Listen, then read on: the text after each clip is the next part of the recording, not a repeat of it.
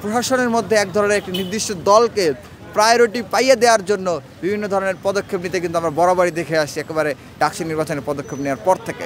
একদিন সময় বৃদ্ধি করে দেওয়ার মাধ্যমে কিন্তু তাদেরই কিন্তু সবার স্ট্র্যাটেজি বুঝে নতুন করে পদক্ষেপ নেওয়ার একটা সুযোগ তারা করে দিয়েছে। আমি স্পষ্ট ভাষায় বলতে চাই যে প্রশাসনের মধ্যে এক ধরনের একটি নির্দিষ্ট দলকে প্রায়োরিটি পাইয়ে দেওয়ার জন্য বিভিন্ন ধরনের পদক্ষেপ নিতে কিন্তু আমরা বরাবরই দেখে আসছি একেবারে ডাকসু নির্বাচনের পদক্ষেপ নেওয়ার পর থেকে। তারা কিন্তু একটি নির্দিষ্ট দলের প্রত্যাশার আলোকে ডাকসু নির্বাচনে প্রতিদ্বন্দ্বিতা করার বয়সের সীমা কিন্তু তারা উঠিয়ে দিয়েছে। তারপর তারা কিন্তু আজকে আপনারা দেখেছেন মনোনয়ন প্রত্যাহার সবাই কিন্তু চিন্তা করেছিল যে আমি শেষ সময়ে মনোনয়ন জমা দিব যাতে অন্য কোনো ব্যক্তি আমার স্ট্র্যাটেজি না জানতে পারে যে আমি কোন পদে দাঁড়াচ্ছি।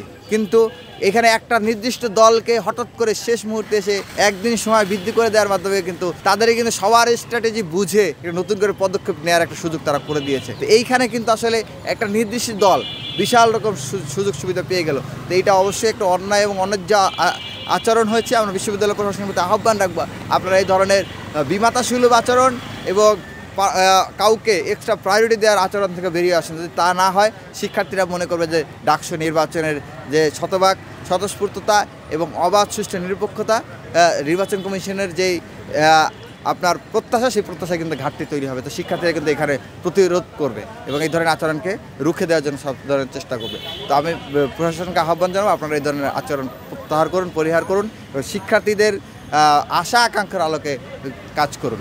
আর দ্বিতীয়ত আমি মনে করি এখন পর্যন্ত লেভেল প্লেইং ফিল্ড রয়েছে নির্বাচনে এবং প্রত্যেক প্রার্থী শিক্ষার্থীদের দোরগোড়ায় যাচ্ছেন এবং তাদের কথাগুলো অব্যক্ত কথাগুলো বলার চেষ্টা বলছেন শুধুমাত্র। তবে আমরা কিছু কথা বাতাসে চাওয়ার হয়ে ভেসে বেড়াচ্ছে কিছু কিছু ব্যক্তি বা কিছু কিছু রাজনৈতিক দল চেষ্টা করছে যে কাউকে প্রতিবন্ধকতা সৃষ্টি করার জন্য। তো এইসব জায়গায় আমরা বিশ্ববিদ্যালয় প্রশাসনকে সোচ্চার হওয়ার আহ্বান জানাচ্ছি। ধন্যবাদ।